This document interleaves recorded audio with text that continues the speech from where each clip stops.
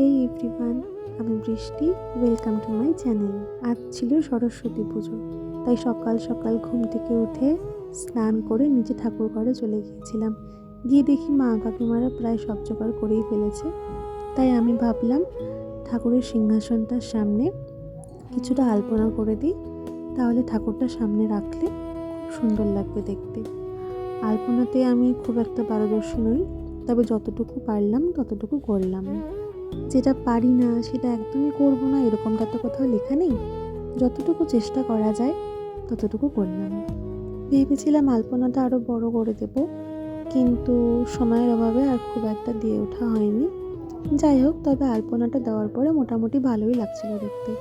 তারপর মা সরস্বতীর সামনেটা এরকমভাবে সাজিয়ে দেওয়ার পরে বেশ ভালোই লাগছিল।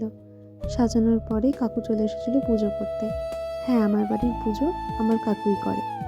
তারপরে অঞ্জলি দিয়ে চলে এসেছিলাম একটু হালকা করে সাজতে, কারণ আমাদের প্ল্যান ছিল বন্ধু বান্ধবীরা মিলে বেরোবো একসাথে।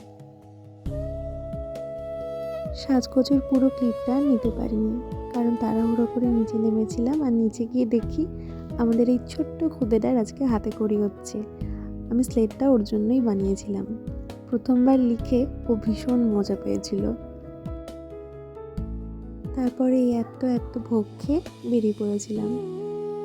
তবে আমার একটা ভুল হয়েছে, কি বলতো, আমরা বেরিয়ে এত জায়গায় ঘুরেছিলাম, আমাদের ছোটোবেলার স্কুল, তারপরে কলেজ, ক্যাফেতে, কিন্তু আমি একটারও ক্লিপ নিইনি।